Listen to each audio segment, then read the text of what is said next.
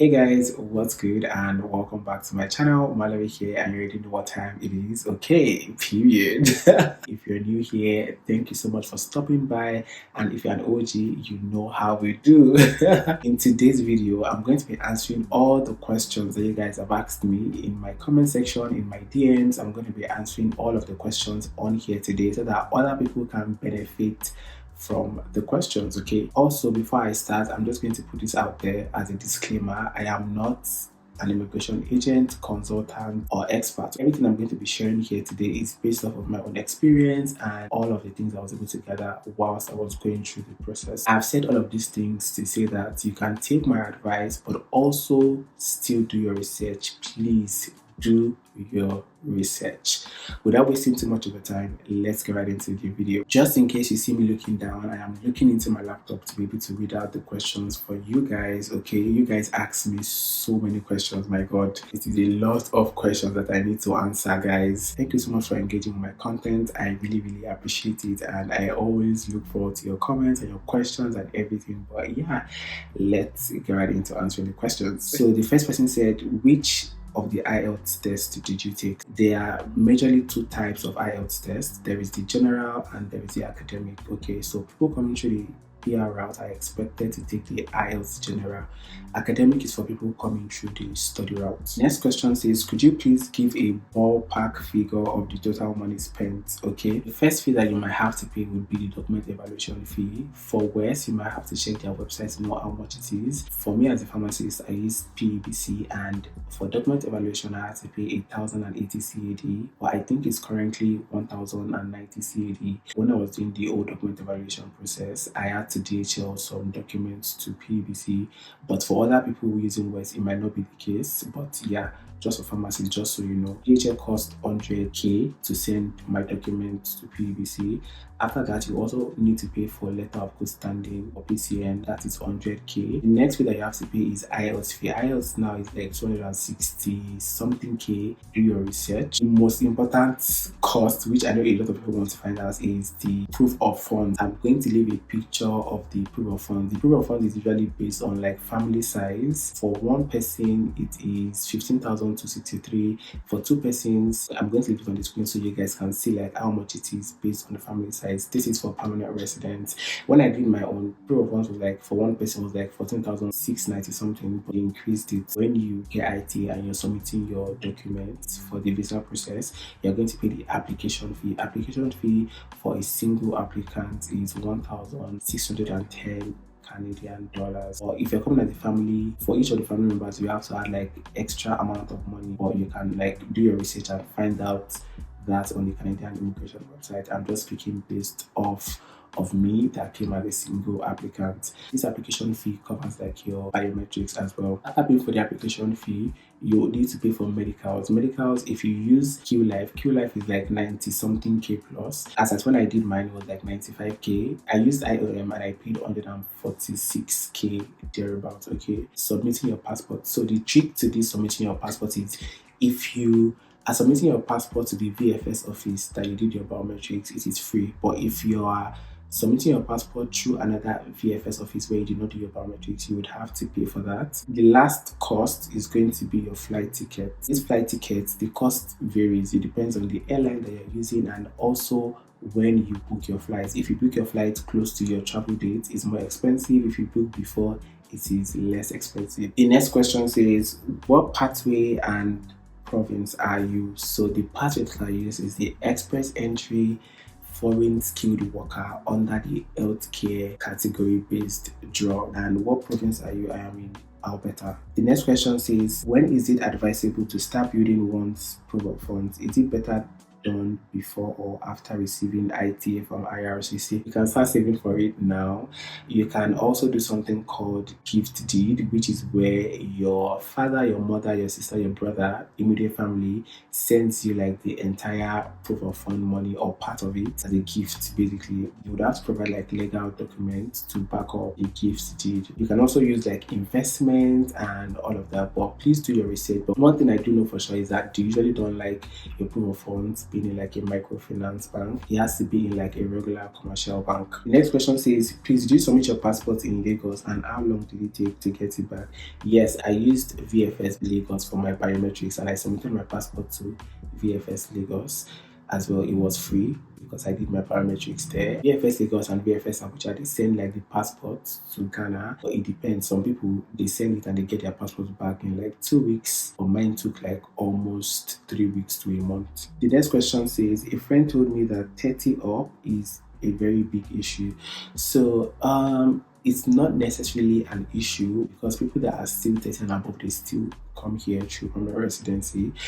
But the thing is that, like I said in my last video, someone that is 30 and below gets more points than someone that is 30 and above. And you know that in this express entry pathway, 1 point is so important, can break or make you. 1 point can make you not even get ITs. People that are 30 and above also try to use other means to, get their scores up, maybe by taking an extra degree, by writing a different exam and all of that. But it is not necessarily a big issue. The next question says, how did you do the part where you had to show proof of work? So for proof of work, you can show so many things: your employment letter, your pay slips, reference letter, your bank statement showing salary deposit. You can even add pictures. You can add your office ID card, just things to basically show that you worked in that place. The next question says, having your family abroad, does it positively affect your CRS score?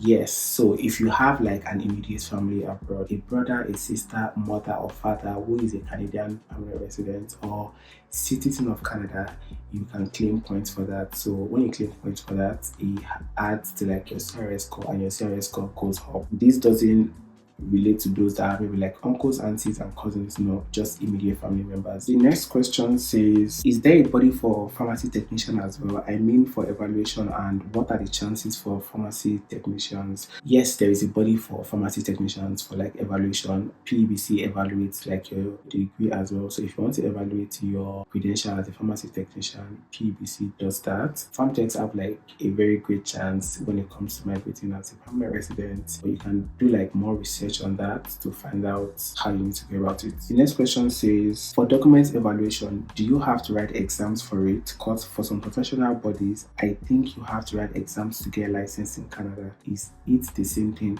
For the educational evaluation, right, you don't write exams for that. However, if you do your evaluation and you come to Canada and you want to work as a pharmacist, you need to write the pharmacist licensing exams here to be able to work as a pharmacist, right? You write the exams and then you get your license. There are like 3 exams that you need to write. In Nigeria, you can write the first 2 exams and you have to come here to write like the last one. During the whole document evaluation phase, you do not write any exams, okay? Next question says, do you need a master's degree for PR? Not necessarily. People come in to Canada as a permanent resident and they don't even have masters. But if you have masters, is a plus because you tend to get more points than someone that doesn't have a master's degree. The next question says, so your years of experience starts to count from your internship, right? Your work experience starts to count from when you graduated. So if your internship is like your first ever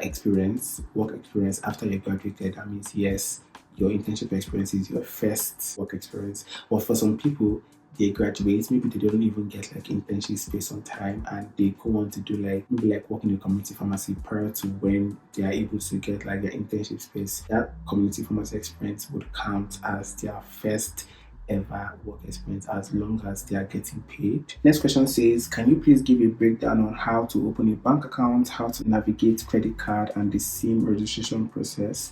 Congratulations once again, thank you so much.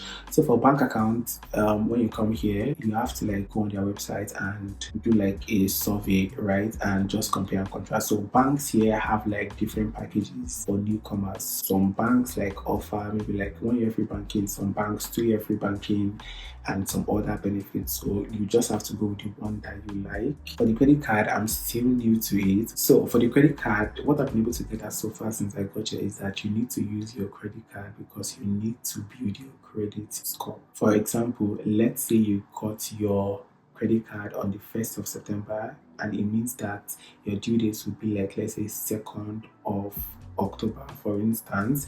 So if you are using like your credit card, you need to clear out the bill on it, like the debt, on or before the 2nd of October. If you do not pay your debt on that 2nd or before, and you allow like the debt enter, let's say 3rd of October, right? Your credit score is going to drop. So some banks give like $2,000 on the credit card. You think that money is free money, but it's actually not free money. So don't go more than 30% of whatever limit you've been given for that credit card, basically. For SIM card registration, that one is pretty easy. You just go with like some documents and get your SIM card sorted out. General rule and advice I've been given is that don't allow your phone bill to cross like $40, because most of the time you're going to be at home, and in your house you're going to have Wi-Fi, and you can't even finish like the entire gig on your phone in a month. It's a waste. But if you have money and you're the updated type, you can do as you please. The next question says, how does one get the tracker? I'm going to leave the link to the tracker in my description box. You can only register for this tracker after you've done your biometrics. And that person said, I want to ask, does your internship here and service here count as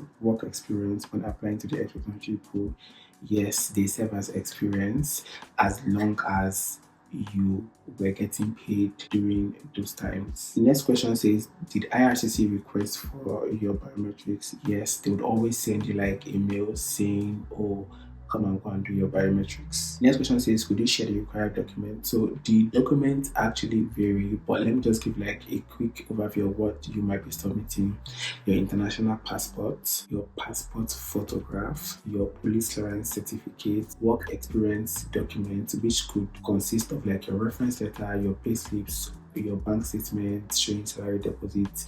Could be anything. Your educational certifications, which include your evaluation, your IELTS, your French, if you wrote French, degree certificate, your upfront medical slip, your proof of funds, or financial documents. So basically, that's like a brief rundown of the documents that you might be submitting. So the documents you'll be submitting will be dependent on how complex or how simple your application is. Someone said, do I need to wait for IELTS before starting my document evaluation? The answer is no. Start your document evaluation first and submit all the documents that is required. So when you're waiting to get like your evaluation report from your evaluating body, you can start preparing for your IELTS right during that period. The next question says, what are the job opportunities for pharmacists that are not licensed? So for pharmacists that are not licensed, you could do like pharmacy assistant roles, you could do like pharmacy manager roles, you could do like survivor or menial jobs. Someone says, what advice can you give someone who wants to job hunt and move there? Yeah, you can do it. People get jobs before they even move here. So if you can get a job before you move here, it's even like a big plus for you. Okay, you get like, you're starting to make money as soon as you land, you're working and you're earning. Someone said, did you get a pharmacist job before leaving? No, I did not get any pharmacist job. Like I said, you cannot work as a pharmacist if you have not taken the pharmacist licensing exams here in Canada. Next question says, please, what tests were required in your medicals? So you have to do like HIV, syphilis, chest x-ray for tuberculosis. You also need to do physical checks, like physical examination, where they take like your vital signs and all those things. Then your eye checks, eye tests. Someone said, what NOC code did you use, and was the draw you got qualified for specifically for pharmacists? Yeah, I use like the pharmacist NOC code. Obviously, I'm a pharmacist, and the code is 31120. And the draw that got me qualified was like the healthcare category based draw, and pharmacists are under the healthcare category based draw. Someone said, I didn't hear you talk about NAPRA ID, or is it not a must to get it before registering for PEBC? So this is for pharmacists. For pharmacists, you need to pay the NAPRA fee first before paying the PEBC fee. It is a must and you have to pay it. You can't skip it. Somebody is asking, is there required overall score for the IELTS in each of the modules? So I would say don't score below 7 in all of the components, but take your listening, reading, and writing very seriously, especially listening. Take it very seriously. I've seen cases where just one score in the IELTS, brought their like CRS score down, like really down. So make sure you max out in capital letter, max out your IELTS as much as possible. Someone says, what about people who are not in the medical field? So for people who are not in the medical field, every other thing is the same except from like your evaluating body. So like I said, you need to find like the right evaluating body for your degree, okay? And note that you're only evaluating like your highest possible degree. If your highest degree is like a master's degree, you are only evaluating like your master's degree. Someone said, while in the pool, did you get a job offer through PMP, or are those two different entities? Those are two different entities. First of all, I didn't get a job offer and I didn't go through like the PMP route. How PMP basically works is that while you are in the pool, right, a particular province might be interested in like some specific profession, and they go into the pool and they usually pick people from the pool to come and apply to their province, right? So you apply to their province, submit your documents, pay application fee, and they will go to your document. So if the province goes through your document and they find you okay, they will now send you like a nomination certificate, which means that once you get a nomination certificate, they will automatically add like 600 points to your score. And after these 600 points have been added to your CRS score, you will then get ITA and submit your documents to IRCC for the visa process. Now, I think with PMP, you need to stay in that province that has nominated you, I think for like a period of maybe 2 years or 3 years, I'm not so sure, but please make a research and find out. So guys, I think I have answered the majority of the questions that you guys have asked me in the comments and also in my DMs. If you still have questions that I haven't answered, please leave them in the comment section below. I will answer them. I look forward to hearing from you guys, and yeah, please don't forget to subscribe to my channel, and I will see you guys in the next video. Bye guys.